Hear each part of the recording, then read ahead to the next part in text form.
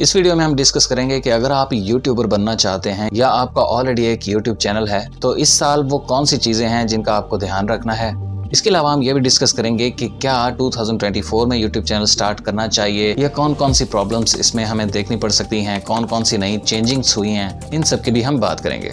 तो आज की ये जो वीडियो है इसको हमने डिवाइड किया है टोटल 5 सेक्शंस में। सबसे पहले हम बात करेंगे नीश सिलेक्शन की, यानी कौन से ऐसे टॉपिक्स हैं जिनके ऊपर आप यूट्यूब चैनल्स बना सकते हैं। इसके अलावा हम ये भी बात करेंगे कि आज के टाइम पर यूट्यूब के ऊपर मनी अर्न करने का क्या क्या क्राइटेरिया है। इसके अलावा हम डिस्कस करेंगे कि और कौन से तरीके हैं यूट्यूब के ऊपर से पैसे अर्न करने के, किस तरह का चैनल आपको क्रिएट करना चाहिए, क्या सिर्फ शॉर्ट चैनल क्रिएट करना चाहिए, लॉन्ग वीडियो चैनल क्रिएट करना चाहिए या कंबाइंड चैनल क्रिएट करना चाहिए, किस तरह का चैनल क्रिएट करना चाहिए, ये भी हम डिस्कस करेंगे। इसके अलावा YouTube SEO के अंदर क्या ऐसी चेकलिस्ट है, क्या चीजें हैं जिनका हम ध्यान रखेंगे, उसके ऊपर भी हम डिस्कस करेंगे। इसके अलावा एनालिसिस कैसे कर रहे हैं आप अपने करंट डाटा का, जिससे कि आप अच्छी स्ट्रेटेजी बना पाए अपने चैनल के लिए, ये हम समझेंगे। So let's start with the niche selection और you can say the topic selection.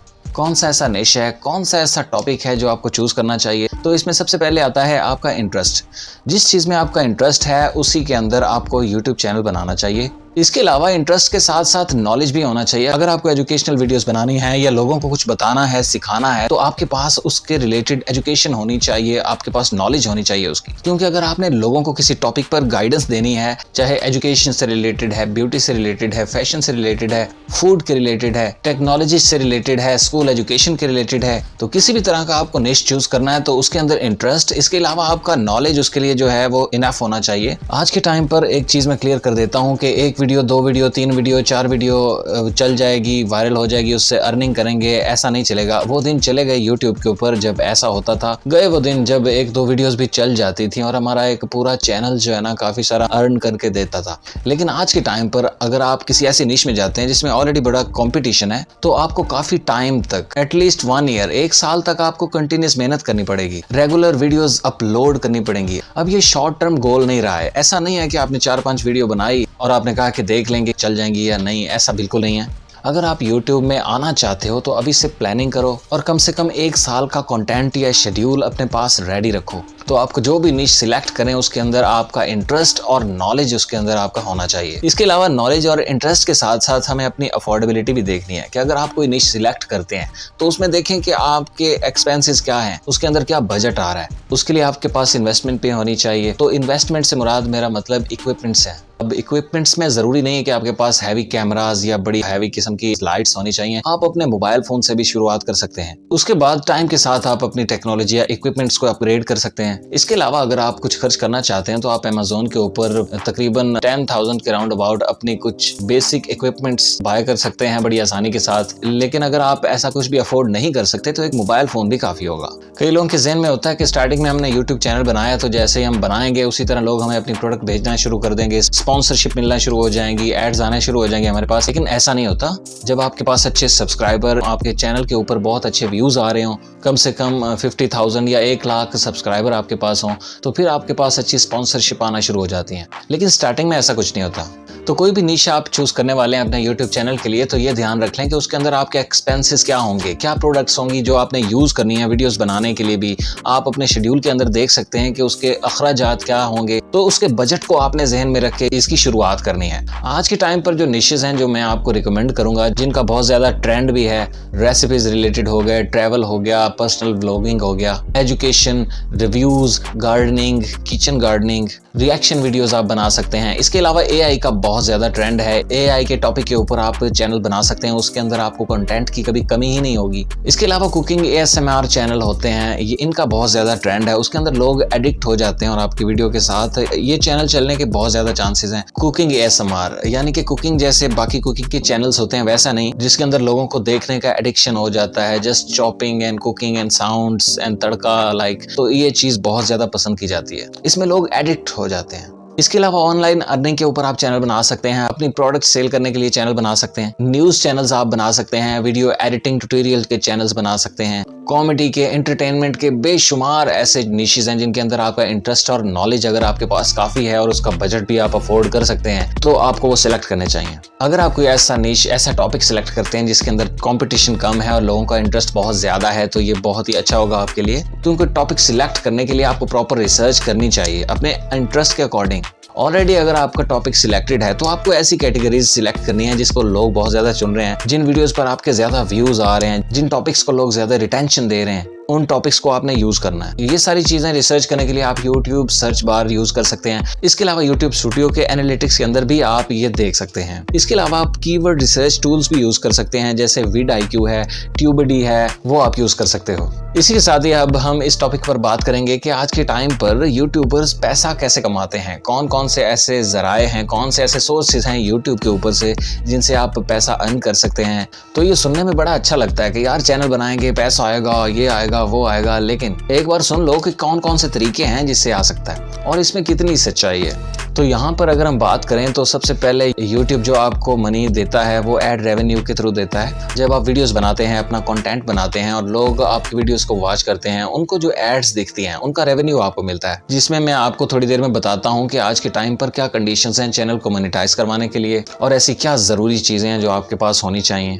तो वो मैं आगे चल के बताऊंगा, इसलिए पूरी वीडियो जरूर देखना ये एंड तक। इसमें बहुत ही काम की चीजों की बात होने वाली है। तो एड रेवेन्यू से आप अर्न करते हो, जिसके लिए आपको चैनल मोनेटाइज करवाना पड़ता है। अब कई लोग सोचते हैं कि यार हमने एड रेवेन्यू से कमाना है, जिसके लिए हमें चैनल मोनेटाइज करवाना चाहिए, बस यही गोल है। जिसके लिए उनको जो सब्सक्राइबर चाहिए उनको अचीव करने के लिए वो मुख्तलिफ रास्ते इस्तेमाल करते हैं, उनको बाय करते हैं, इतने सब्सक्राइबर बाय कर लेते हैं, वॉच टाइम बाय करते हैं कि चैनल मोनेटाइज हो जाए किसी तरह से। लोगों से पेड सब्सक्राइबर बाय करते हैं, वॉच टाइम बाय करते हैं कि बस हमारा चैनल मोनेटाइज करा दो। भाई उससे क्या होगा? चैनल मोनेटाइज होना असल गोल नहीं है। आपको पता है अगर आपका चैनल जस्ट मोनेटाइज हुआ है, 1000 सब्सक्राइबर, 4000 वॉच टाइम कंप्लीट हुआ है, तो आपको उससे कितना पैसा मिलेगा? कितना आ जाएगा? अप्रोक्सीमेटली $2-4 आ जाएंगे। तो कितने हो जाएंगे वो?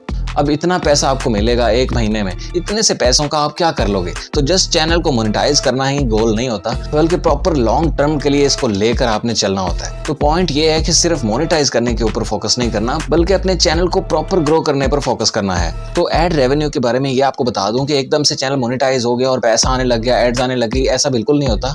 वो आहिस्ता आहिस्ता जब आपकी सब्सक्राइबर बेस बनती है, ज्यादा व्यूज आते हैं, आप ज्यादा कंटेंट अपलोड करते हैं, तब ये चांसेस होते हैं स्लोली उसको गेन होने के। या कम से कम 50,000 सब्सक्राइबर या 1 लाख सब्सक्राइबर होते हैं, तब आपको एक अच्छी अमाउंट जो है ना यूट्यूब की तरफ से आप अर्न कर पाते हो मंथली। इसके अलावा 3 लाख, 4 लाख, 5 लाख व्यूज, जब तक आपके मंथली व्यूज इतने नहीं आते तब तक आप एक अच्छा अमाउंट अर्न नहीं कर सकते यूट्यूब से। इसके अलावा दूसरा तरीका है यूट्यूब के ऊपर पैसे कमाने का, फैन डोनेशन, जैसे super chat, super thanks, super likes. जैसे आपके कुछ फैंस होते हैं, जो सब्सक्राइबर होते हैं, जो आपको डोनेट करते हैं, किसी भी वजह से आपको सेंड कर देते हैं पैसे।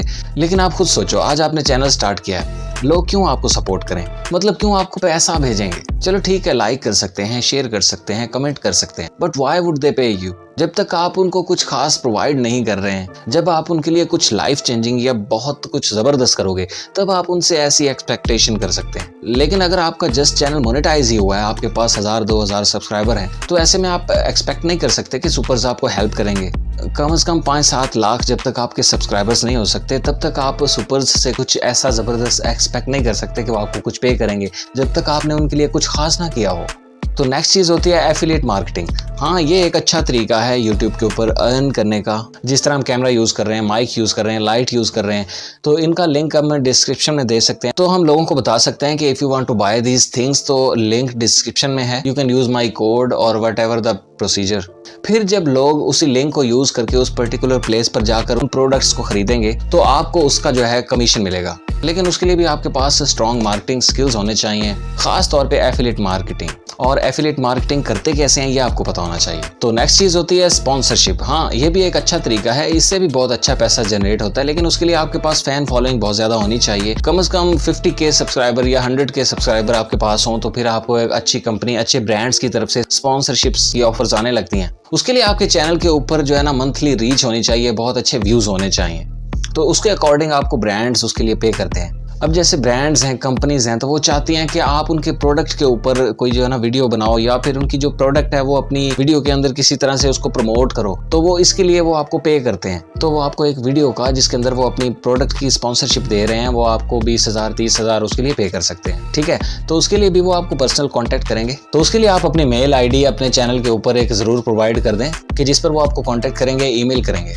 लेकिन ये सारी चीज़ें जहाँ तक भी हैं ठीक है अपनी जगह पर, लेकिन अगर आप एक अच्छी अमाउंट इसे अर्न करना चाहते हैं तो कम से कम आपके पास 50K सब्सक्राइबर या 1 लाख सब्सक्राइबर के राउंड अबाउट होने चाहिए, फिर आप एक बहुत अच्छी इनकम यूट्यूब से जनरेट कर सकते हैं। तो चैनल टाइप की बात कर लेते हैं। आज के टाइम पर मोनेटाइजेशन के लिए क्या रिक्वायरमेंट्स हैं उसके ऊपर भी बात करेंगे।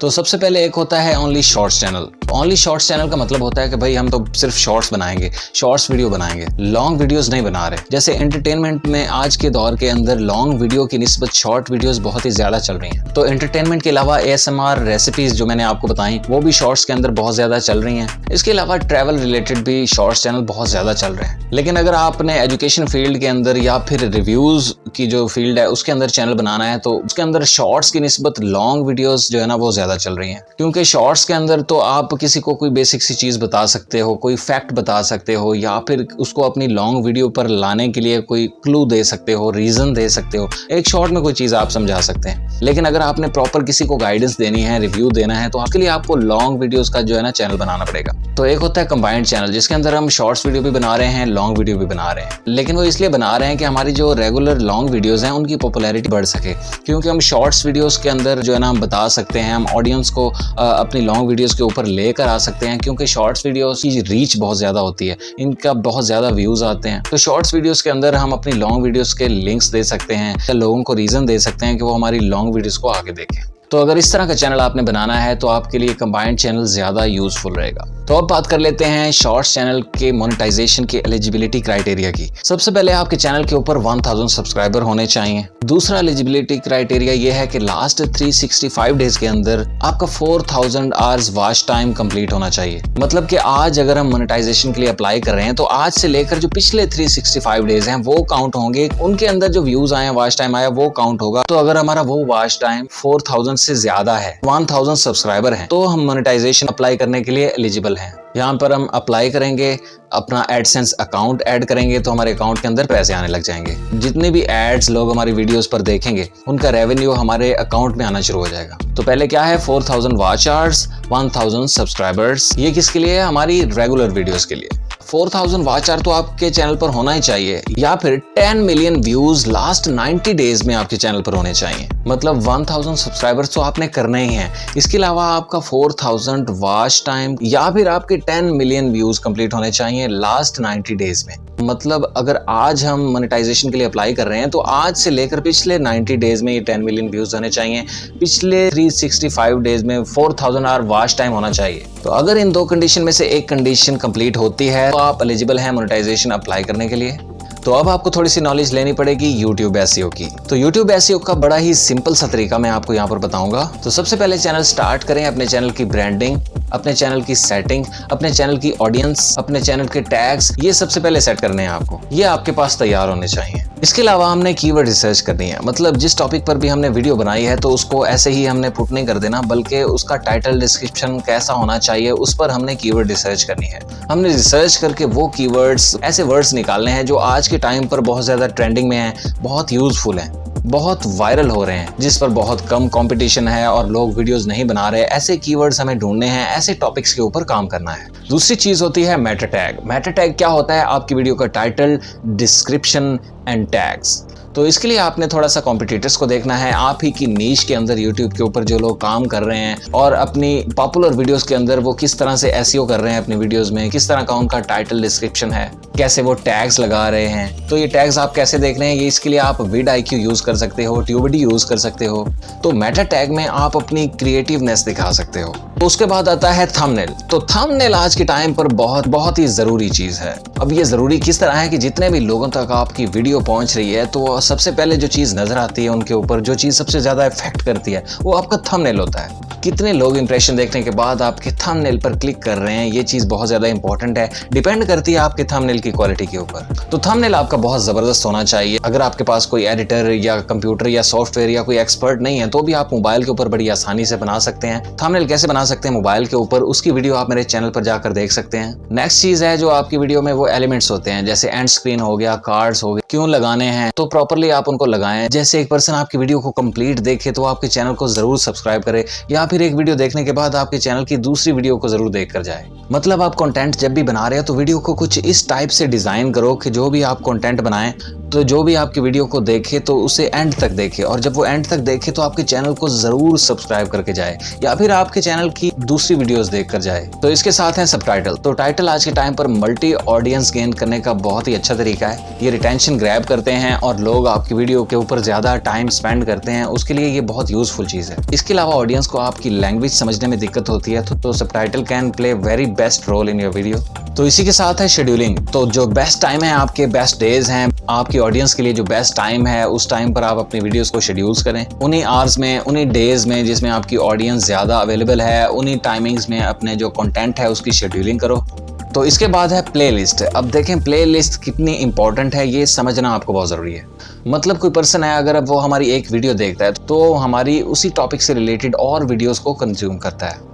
तो जब भी आप इस तरह का कंटेंट बना रहे हो तो मेक श्योर करो कि आप एक सीरीज की सूरत में बनाएं। मतलब एक वीडियो आपने बना दी तो ट्राई करो कि लोग उसी तरह की और भी वीडियोस आपके चैनल पर जाकर देखें। जैसे मैंने अभी आपको बोला है कि थंबनेल कैसे बनाना है, ये देखने के लिए आप मेरे चैनल की वीडियो देख सकते हैं। हालांकि यूट्यूब के ऊपर ऐसी बहुत सारी वीडियोस अवेलेबल हैं। तो यूट्यूब एसईओ से भी ज्यादा जरूरी कंटेंट की प्लानिंग है, जो बहुत जरूरी है आज के टाइम पर। मतलब किस टॉपिक पर आप वीडियो बना रहे हो, वीडियो कितनी स्ट्रांग है, ऑडियंस को कैसी लग रही है, आपकी ऑडियंस उससे कितना सेटिस्फाई हो रहे हैं, और आप कितनी फ्रीक्वेंसी से वीडियोस बना रहे हो, ये भी इंपॉर्टेंट है। मतलब कंसिस्टेंसी इसमें बहुत ही अच्छा रोल प्ले करती है। अगर आप रेगुलर वीडियोस डाल रहे हो तो लोग एडिक्ट होना चालू हो जाते हैं, मतलब आपकी वीडियोस देखने की आदत पड़ जाती है, तो बहुत ज्यादा चांसेस होते हैं उनको वायरल होने के। तो इसीलिए हमने उनको एडिक्शन डालनी है। तो आप वही एक वीडियो डाली, दूसरी हफ्ते बाद, तीसरी एक महीने बाद, तो उसका कोई फायदा नहीं, उससे आपके चैनल की रीच कम हो जाती है। कंसिस्टेंसी बहुत इंपॉर्टेंट है। ये बात नहीं है कि घर में काम है, वहाँ काम है, घर में काम है, बाहर का काम है, ये काम पड़ गया, वो इमरजेंसी हो गई, तो ये नहीं चलेगा। इसके लिए आप बैकअप के तौर पर अपना कंटेंट एडवांस में बनाकर रख सकते हैं, शेड्यूल कर सकते हैं कि किसी इमरजेंसी की सूरत में अगर आप बिजी हो गए हैं तो आपके पास कुछ कंटेंट तैयार होना चाहिए पोस्ट करने के लिए। तो अगर आप ये चीज कर सकते हैं तो ही चैनल स्टार्ट करना, वरना पहले आपको चाहिए कि तैयारी कर लें। और अगर आप चाहते हैं कि 2 वीडियो 4 वीडियो बनाकर आप उसका रिजल्ट देखेंगे तो फिर उसमें कोई खास रिजल्ट नहीं मिलेगा, क्योंकि यूट्यूब कोई एकदम से रॉकेट साइंस नहीं है। बहुत ज्यादा लोग इसीलिए गिव अप कर जाते हैं कि फौरी तौर पर यूट्यूब के ऊपर रिजल्ट नहीं मिलता। पेशेंस की कमी होती है उनके अंदर, और वो काम को प्रॉपर सीख कर करने की कोशिश नहीं करते, और वो ये एक्सपेक्ट करके आ रहे होते हैं कि जैसे ही हमने इधर से वीडियो डाली और यहाँ से डॉलर निकलना शुरू हो जाएंगे। तो इस वजह से उनकी जो एक्सपेक्टेशन होती है वो हर्ट होती हैं। तो this is the reason they quit YouTube. तो consistency is the key of success on YouTube. तो उसी के साथ है एनालिसिस। तो एनालिसिस बहुत जरूरी है। मतलब आपकी वीडियोस के ऊपर जो ऑडियंस आ रही है तो वो ऑडियंस कैसी है, किस टाइप की है, क्या उनके इंटरेस्ट हैं, क्या आप उनसे सीख सकते हो, कैसे आप उनके अकॉर्डिंग अपना कंटेंट डिफाइन कर सकते हो। तो सबसे पहली चीज है पॉपुलर कंटेंट्स। मतलब वो कौन से टॉपिक्स हैं, वो कौन सी वीडियोस हैं जिनके ऊपर आपको ज्यादा व्यूज आ रहे हैं, ज्यादा जो चल रही हैं, आपकी ऑडियंस ज्यादा उनको लाइक कर रही है। मतलब जैसे कुछ लोग स्टार्ट करते हैं मल्टीपल निश से, मतलब मिक्स कंटेंट अपने चैनल पर डालना शुरू कर देते हैं। उसके बाद वो एनालिसिस करते हैं कि कौन सा जो टॉपिक है, किस टाइप की जो वीडियोस हैं वो ज्यादा चल रही हैं, ज्यादा वायरल हो रही हैं। तो उसके बाद वो डिसाइड करते हैं कि कौन सा टॉपिक उन्हें सिलेक्ट करना चाहिए अपने चैनल के लिए। तो जिस टॉपिक के ऊपर उनकी वीडियोस बहुत अच्छी चल रही होती हैं वो टॉपिक सिलेक्ट कर लेते हैं, तो वो फिर उसी तरह का और कंटेंट बनाते रहते हैं। तो ये एनालिसिस करना बहुत जरूरी है कि कौन सा टॉपिक अच्छा चल रहा है और कौन सा कंटेंट बनाना चाहिए। तो इसके बाद है सब्सक्राइबर और नॉन सब्सक्राइबर्स। तो बहुत सारे लोग होते हैं जो हमारी वीडियोस को वॉच तो करते हैं लेकिन हमारे चैनल को सब्सक्राइब नहीं करते। तो उनको आप अपनी वीडियोस के अंदर कॉल टू एक्शन कर सकते हो, उनको बोल सकते हो कि हमारे चैनल को सब्सक्राइब करें। तो इस तरह का कॉल टू एक्शन आप दे सकते हो ऑडियंस को। उसी के साथ आप देखें कि कौन से एक्टिव आवर्स हैं, कौन सा बेस्ट टाइम है आपके लिए अपलोड करने का, तो उस टाइमिंग को यूज करो अपना कंटेंट अपलोड करने के लिए। अब ये सारी चीजें कैसे पता लगानी है, आप YouTube एनालिटिक्स में जाकर पता कर सकते हैं,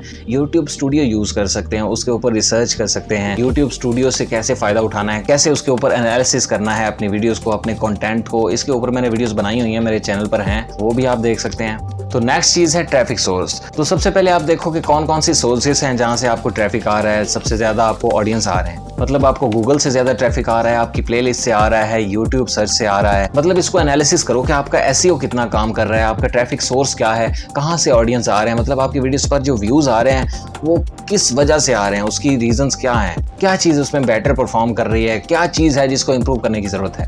तो ये सब आपको एनालिटिक्स में जाके पता चलेगा। तो इसकी भी मैंने वीडियो बना के रखी हुई है अपने चैनल के ऊपर। इसके अलावा YouTube ग्रो करने के लिए मुख्तलिफ टिप्स एंड ट्रिक्स की वीडियोस बहुत सारी मैंने इस चैनल पर बनाकर रखी हुई हैं। जाओ और सीखो, उनको देखो, समझो, आपको जरूर कुछ हासिल होगा। प्योर कंटेंट है पूरी सच्चाई के साथ। तो अब आपने देखा ये सब चीज़ें आज के टाइम पर चैनल बनाने के लिए ज़रूरी हैं। अब आप सोच लें कि अगर आप इस चीज़ को लेकर चल सकते हैं लॉन्ग टर्म के लिए तो आप इसको स्टार्ट कर सकते हैं। देखें, इसमें ऑडियंस का भरोसा, इसमें ट्रस्ट बिल्ड करना बहुत ज़रूरी होता है, कंसिस्टेंसी बहुत ज़रूरी होती है, रेगुलर पोस्टिंग बहुत ज़रूरी होती है, टाइम टू टाइम अपने कंटेंट को इम्प्रूव करना बहुत ज़रूरी होता है। इसके अलावा ऑडियंस का फेवरेट कंटेंट बनाना और उनको अपने चैनल से बांधना, ये बड़ा फन होता है। तो अगर आप ये सब कर सकते हैं और उसके लिए टाइम निकाल सकते हैं तो YouTube is best place for you. तो चैनल स्टार्ट करने के लिए बहुत सारी मोटिवेशन चाहिए। वो मोटिवेशन गैदर करो, उसके लिए नॉलेज गैदर करो, उसके लिए लर्न करो प्रॉपर। आपको पता होना चाहिए कि जो चीज़ आप स्टार्ट करने वाले हैं वो आपने कितनी लर्न कर ली है, क्या आपने उसको प्रॉपर सीख लिया है। ऐसा तो नहीं है कि आपके पास नॉलेज की कमी हो उस चीज़ के लिए जो आप स्टार्ट करने वाले हैं। कॉमन सेंस की बात है कि हम कुछ भी स्टार्ट करें तो उसके लिए पूरी नॉलेज आपको लेनी चाहिए। तो अगर आप ये सब कुछ कर सकते हैं तो स्टार्ट योर चैनल, अगर नहीं तो फिर पहले सीख लो, स्टार्ट करने से पहले सीख लो। तो आई होप आज की इस वीडियो में आपको कुछ क्लैरिटी मिली होगी कि 2024 में क्या चीज़ें हैं जो ज़रूरी हैं आपको करने के लिए। ऐसा ना हो कि आपका टाइम ज़ाया हो, इसलिए आपको ये डिटेल चीज़ बताई है।